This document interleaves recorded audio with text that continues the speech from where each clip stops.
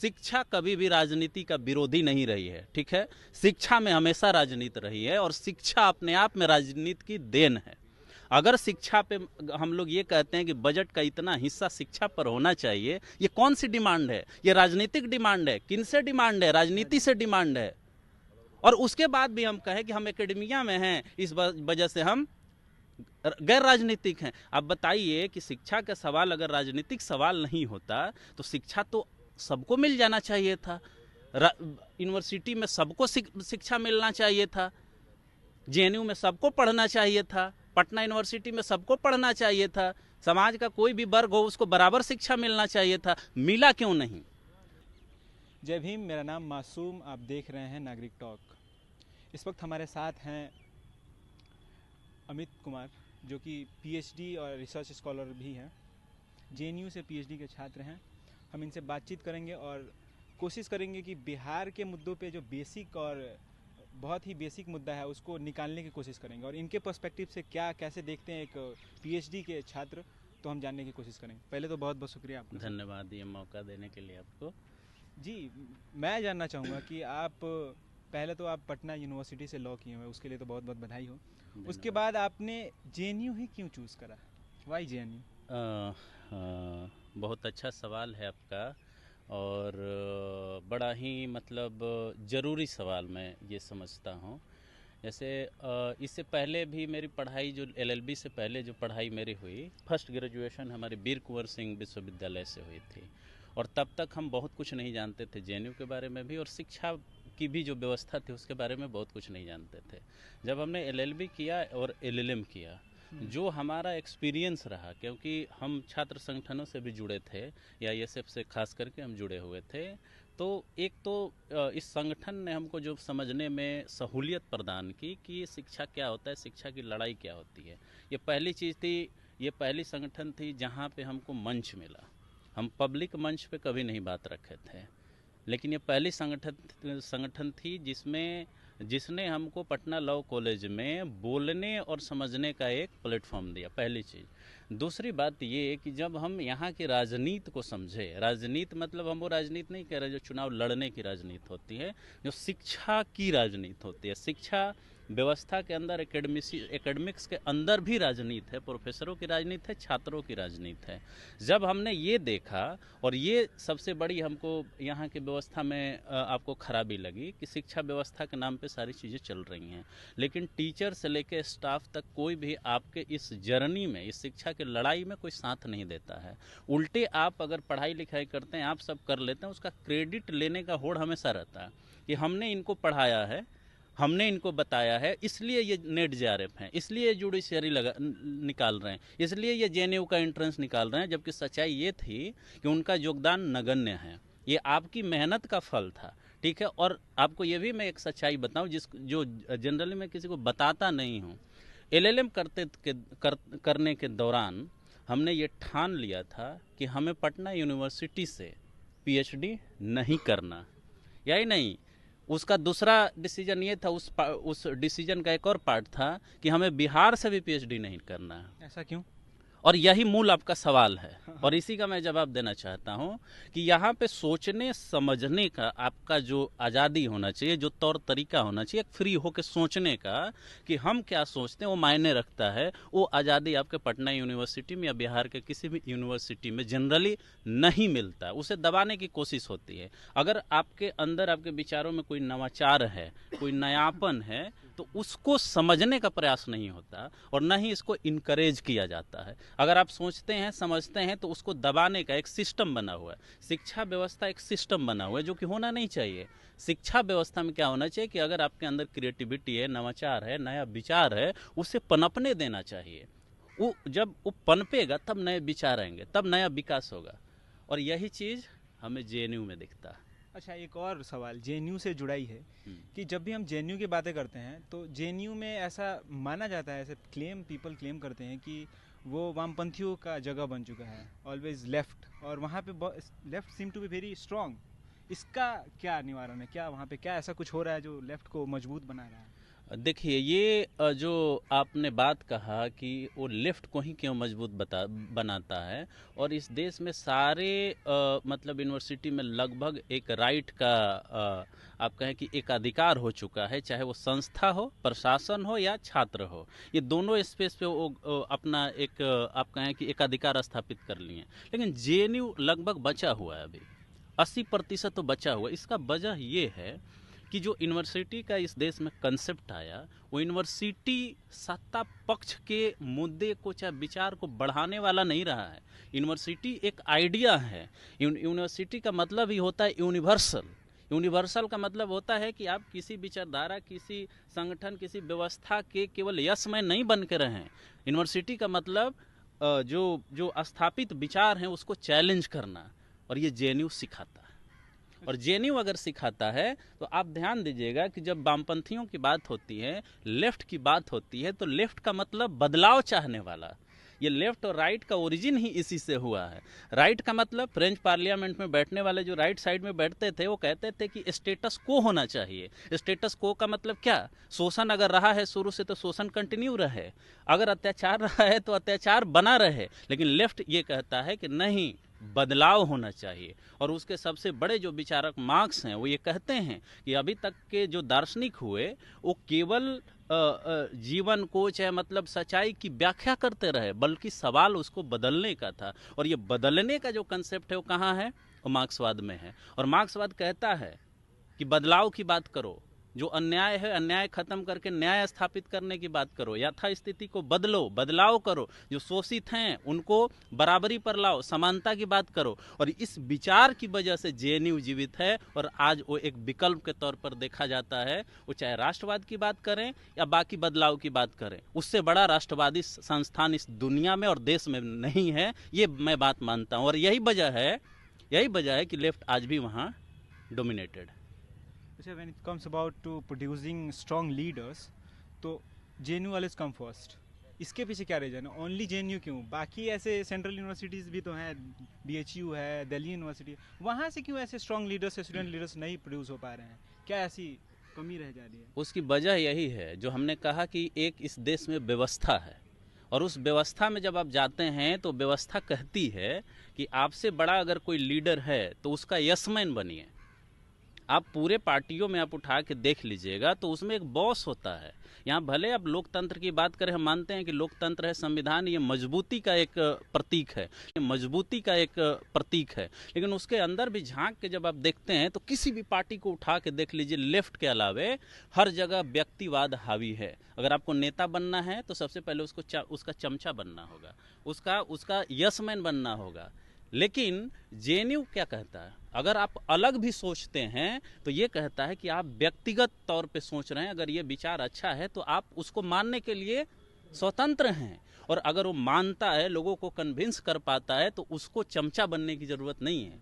और अगर नहीं चमचा बनने की ज़रूरत है तो आने वाले समय में वो एक विकल्प देता है। जेएनयू से निकलने वाले छात्र नेता हों, चाहे आप चंदू की बात उठा लें, चाहे बाकी लोगों की भी बात आप उठा लें, सीताराम येचुरी का आप बात उठा लें, या जो भी सेंट्रल मिनिस्टर भी हैं उनका भी बात अगर उठा लें, तो हर को वो स्पेस देता है, वो विचारधारा को मारता नहीं है। वहाँ लेफ्ट भी सर्वाइव करता है, राइट भी सर्वाइव करता है, सेंटर भी सर्वाइव करता है। और ये इसलिए होता है क्योंकि हम विचारों की समान करते हैं कि अगर आप कोई विचारधारा रखते हैं तो हम आपका कत्लेआम नहीं करेंगे, हम उसको मार नहीं देंगे। ये आपको जो दुनिया को देखने का तरीका होता है। तो वहाँ भक्त बनने का ट्रेनिंग नहीं होता, वहाँ विचार की समान होती है। विचार आप कुछ भी रख रहे हो, एज ए ह्यूमन बींग हम आपको इक्वल मानते हैं, आपका विचार दूसरा हो सकता है, हम फ्रेंड हो सकते हैं, आप लेफ्ट हो सकते हैं, राइट हो सकते हैं, उसे क्या मतलब?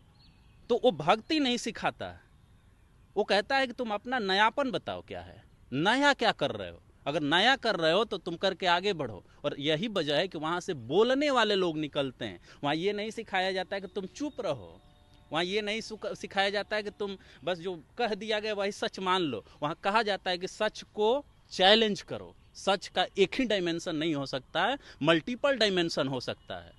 और यही वजह है कि वहाँ के लोग स्वतंत्र होते हैं, वैचारिक रूप से स्वतंत्र होते हैं, कि हम जो चाहते हैं, अगर हमको लगता है कि ये लाइन सही है, हम वो मानेंगे, हम बाध्य नहीं है किसी से।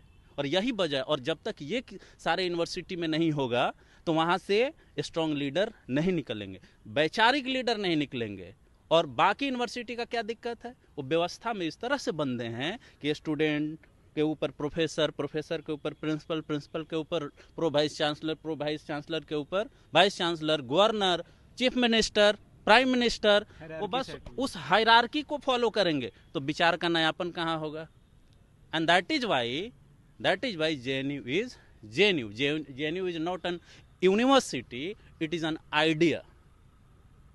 तो अगर हम बात करें बिहार में, जो आपने खुद कहा कि मैं जब LLB कर रहा था या करने के बाद मैंने अपने दिमाग में बैठा लिया था कि मेरे को नहीं चाहिए Patna university, you yourself claim कि मेरे को नहीं चाहिए, तो ऐसे विचार को कैसे हम लोग आगे बढ़ा के कि आपके जैसे अगर हम आगे बढ़े तो हम ये सोचे कि हमें PU ही चाहिए, पटना यूनिवर्सिटी चाहिए, तो क्या चेंजेस लाना पड़ेगा, क्या रिफॉर्म चाहिए इस चीज़ को लाने के लिए? देखिए, सबसे बड़ी जो चैलेंज है हमारे शिक्षा व्यवस्था में, उस शिक्षा व्यवस्था में सबसे बड़ा चैलेंज यही है कि यहाँ पे जो एडुकेशन का सिस्टम बना है, ये इसे व्यवस्था के बदले, ये व्यवस्था रिग्रेसिव हो चुकी है, अप्रगतिशील जो व्यवस्था हो गई। व्यवस्था से दिक्कत नहीं है, व्यवस्था अगर अन्यायपूर्ण है, व्यवस्था अगर नयापन को प्रमोट नहीं करती है, क्रिएटिविटी को, नवाचार को प्रमोट नहीं करती है, विचार जो डिफरेंट टाइप ऑफ विचार होते हैं, डिफरेंट टाइप ऑफ आइडियाज होते हैं, उसको अगर प्रमोट नहीं करती है, तो आप समझ के चलिए कि वो व्यवस्था प्रगतिशील व्यवस्था नहीं है। और अगर वो व्यवस्था इसी तरह से चल रही है तो शोषण को बढ़ाएगी, असमानता को बढ़ाएगी, अन्याय को बढ़ाएगी। तो सबसे पहले जो देखिए, किसी भी यूनिवर्सिटी के 3 पिलर होते हैं, एक तो उसका छात्र है, दूसरा शिक्षक होता है, और तीसरी वहाँ की व्यवस्थाएं होती हैं, जो भी मतलब आप इंफ्रास्ट्रक्चर, उसको आधारभूत संरचनाएं कह लीजिए। ये तीनों पे फोकस करना होगा आपको। आप सेंट्रल यूनिवर्सिटी बना दीजिए, ठीक है, और यहाँ का व्यवस्था वही रखिए, ठीक है। आप सेंट्रल यूनिवर्सिटी बना दीजिए और यहाँ का इंफ्रास्ट्रक्चर ही खत्म कर दीजिए, तो सेंट्रल यूनिवर्सिटी बना करके तो आप अचार नहीं डालेंगे। तो कहने का मतलब कि अगर टीचर है तो टीचर को 100% कमिटमेंट देना होगा पढ़ाने के लिए, और अगर वो पढ़ा रहा है तो स्टूडेंट को भी ये कमिटमेंट करना होगा कि हम 100% समय दें। और तीसरा कंपोनेंट जो सरकार से जुड़ा है, बजट से जुड़ा है, कि जो शिक्षा पे खर्च होना चाहिए उस खर्च को मेंटेन करे, उसको बढ़ाए। ये तीनों कंपोनेंट जब पूरा होगा तो हमें JNU जाने का कोई मतलब ही नहीं। और इसके साथ साथ ये भावना, मतलब ये 3 कंपोनेंट हमने बताया, और ये चौथा कंपोनेंट जो होता है वो यूनिवर्सिटी के अध्यादेश में नहीं लिखा हुआ होता है, ठीक है। और वो चौथा ये भावना है कि यूनिवर्सिटी का मतलब व्यवस्था नहीं, यूनिवर्सिटी का मतलब व्यवस्था से आगे जाना, आगे उसके सोचना, एक विचार के तौर पर कि नया विचार क्या हो सकता है, नयापन क्या हो सकता है। यूनिवर्सिटी का मतलब ये नहीं कि हम अगर ये कह रहे हैं कि हम इंडिया में एक यूनिवर्सिटी हैं तो केवल हम इंडिया की ही बात सोचेंगे, हमें अमेरिका के भी बारे में सोचना है, हमें चीन के बारे में भी, उस पर खुल के बात करने की एक कल्चर आपको डेवलप करनी होगी। ये यूनिवर्सिटी के अध्यादेश में नहीं लिखा होता है। ये यूनिवर्सिटी के जो प्रशासक होते हैं उनको प्रमोट करना होता है, उनको बताना होता है कि अगर कोई बंदा लेफ्ट का है और विचार रख रहा है तो उसका भी सम्मान करो, अगर राइट का रख रहा है उसका भी सम्मान करो, अगर सेंट्रल का रख रहा है उसका भी सम्मान करो। और ये कल्चर आपके पटना यूनिवर्सिटी में, चाहे स्टेट के यूनिवर्सिटीज़ में नहीं है। और अगर ये नहीं है तो अगर हम PhD कर रहे हैं, MPhil कर रहे हैं, तो हम ये चाहेंगे ना कि हम जो भी विचार रख रहे हैं, क्योंकि PhD में या MPhil में हम वो बातें रखते हैं जो नया होता है। और मान लीजिए कि यूनिवर्सिटी नयापन एक्सेप्ट ही नहीं करे तो हम क्यों रहेंगे यहाँ, हम JNU खोजेंगे ना। और JNU में भी नहीं अगर होगा तो हम ऑक्सफोर्ड खोजेंगे, कैम्ब्रिज खोजेंगे, समझ रहे हैं। तो ये जो 4 पिलर हैं, इस पिलर को मजबूत किए बिना आप JNU नहीं बना सकते, और वैसे संस्थान की ज़रूरत है।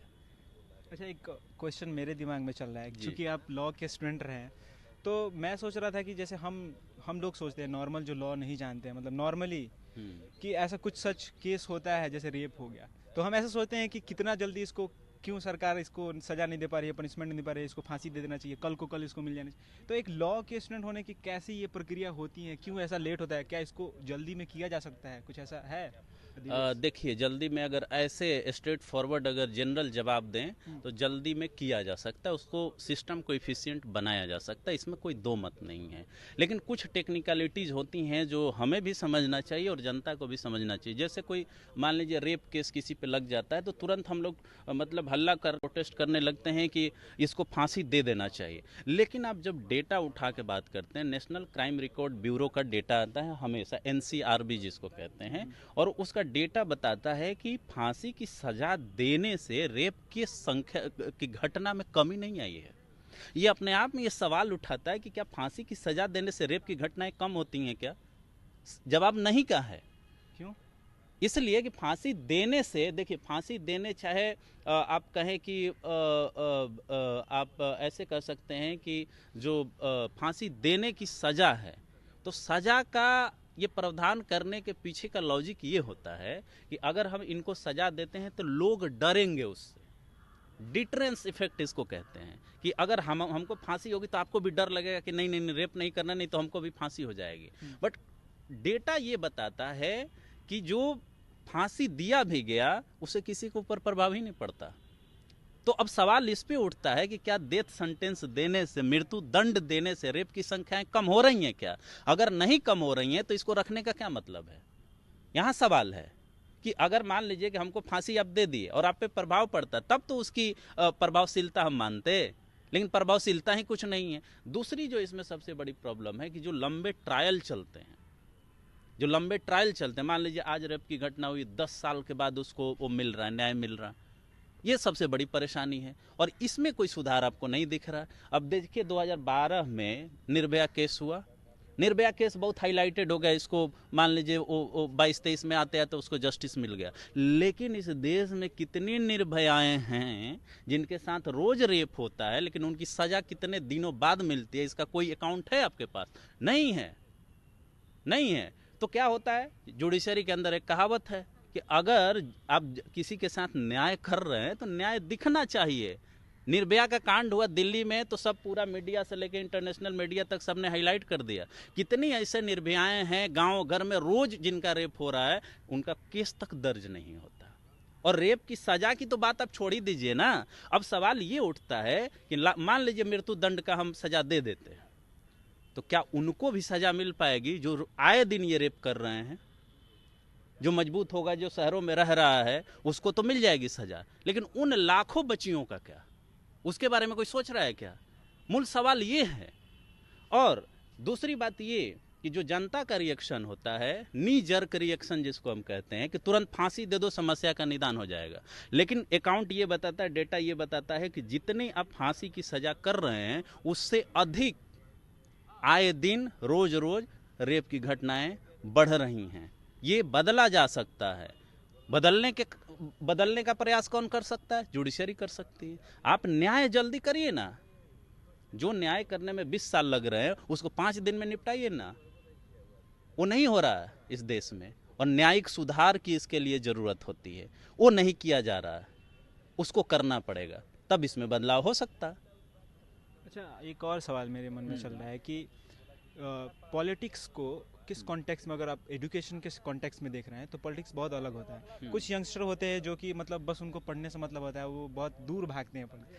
आपको ऐसा क्या खींच लाया जो कि आप पॉलिटिक्स को साथ में लेके चलना चाहते हैं और एजुकेशन सिस्टम को आप छोड़े भी नहीं, आप PhD भी परस्यू कर लिए और आपकी पॉलिटिक्स, आप बातें करते हैं, टिप्पणियाँ भी करते हैं, क्रिटिकल। देखिए, एक चीज़ आप तो एकदम क्लियर रखने की ज़रूरत है कि कोई भी व्यक्ति इस देश में, चाहे पूरे विश्व में, कोई अगर कह रहा है कि वो गैर राजनीतिक है, शिक्षा गैर राजनीतिक है, खाना पीना गैर राजनीतिक है, या व्यवसाय गैर राजनीतिक है, तो दो ही चीज़ों कर रहा है, या तो खुद मूर्ख है या दूसरे को मूर्ख बना रहा है।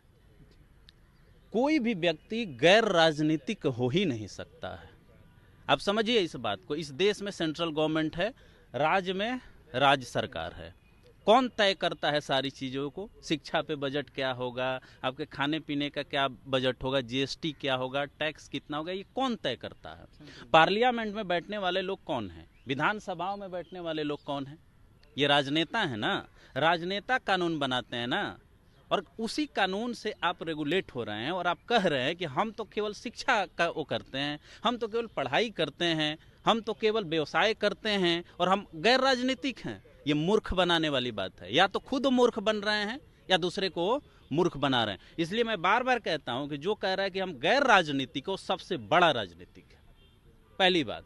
दूसरी बात, शिक्षा कभी भी राजनीति का विरोधी नहीं रही है, ठीक है। शिक्षा में हमेशा राजनीति रही है और शिक्षा अपने आप में राजनीति की देन है। अगर शिक्षा पे हम लोग ये कहते हैं कि बजट का इतना हिस्सा शिक्षा पर होना चाहिए, ये कौन सी डिमांड है? ये राजनीतिक डिमांड है। किन से डिमांड है? राजनीति से डिमांड है।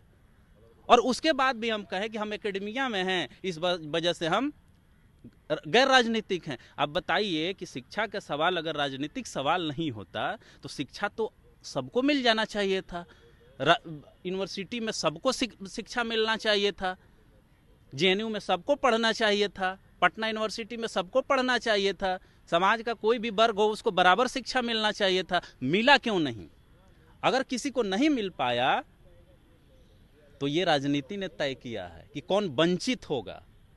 आप इस देश का इतिहास उठा के देखिए, कुछ समाज ऐसे हैं जिनको शिक्षा से ही वंचित बाय बर्थ कर दिया गया। ये क्या है? ये राजनीति है।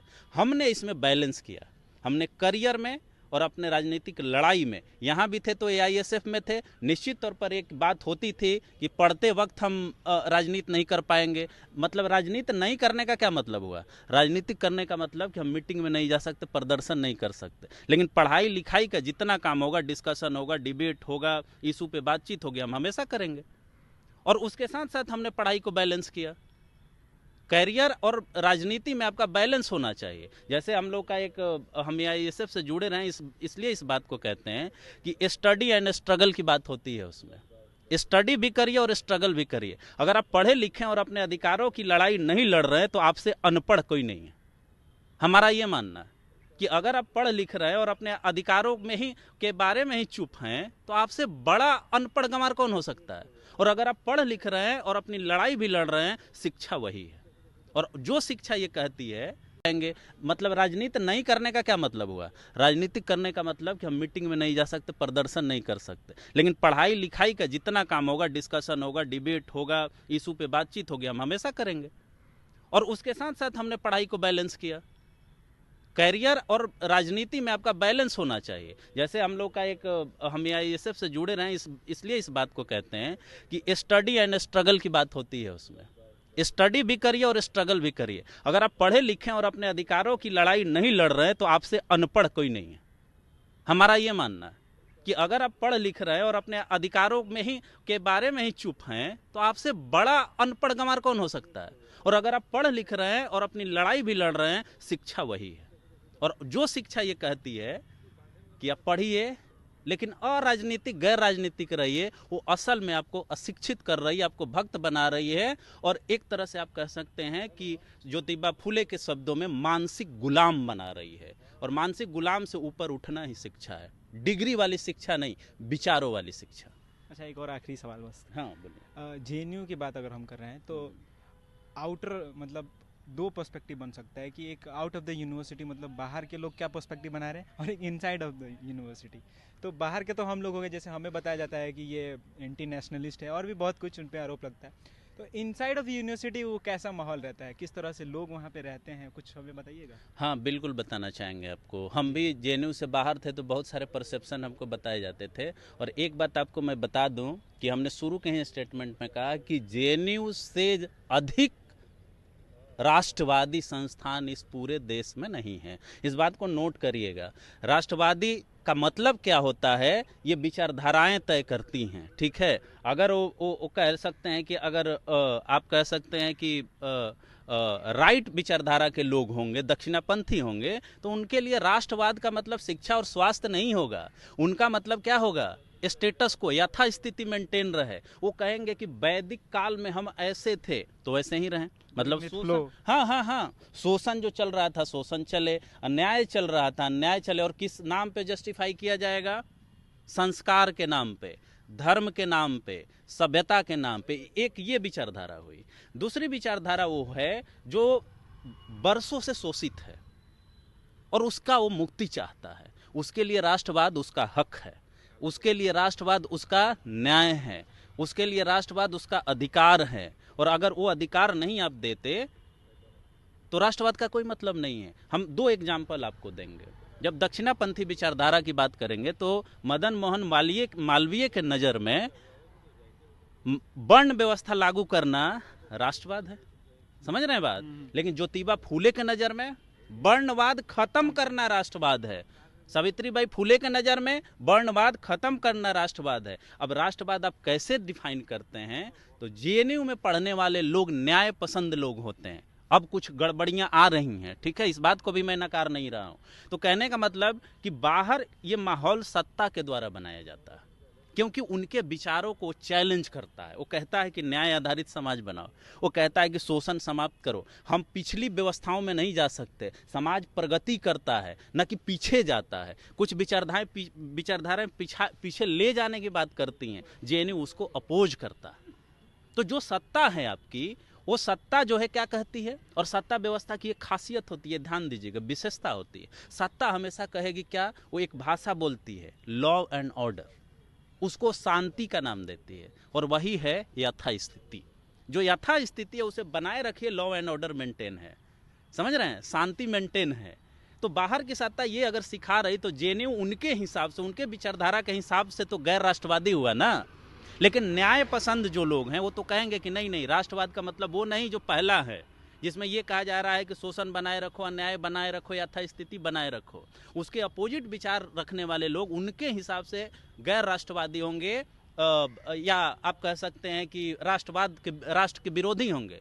लेकिन उनके पर्सपेक्टिव से सोचिए, जिनको न्याय चाहिए, जिनको शोषण से मुक्ति चाहिए, जिनको अधिकार चाहिए, जो दशकों से वंचित हैं, हजारों सालों से वंचित हैं, उनके नज़रिए से अगर आप देखें तो क्या जेएनयू गैर राष्ट्रवादी होगा? क्या वो असल में राष्ट्रवादी होगा, क्योंकि बहुसंख्यक जनता आज भी पीड़ित है, शोषित है, न्याय से वंचित है, उसको अधिकार नहीं मिले हैं। अगर उस नज़रिए से देखेंगे तो जेएनयू सबसे बड़ा राष्ट्रवादी संगठन है। और इसी वजह से हम कहते हैं कि जेएनयू इस देश में जितने भी यूनिवर्सिटीज हैं, संस्थान हैं, उन सबसे ऊपर है राष्ट्रवाद को समझने में, उसको आगे ले जाने में, उसको बढ़ाने में। बहुत बहुत शुक्रिया आपका।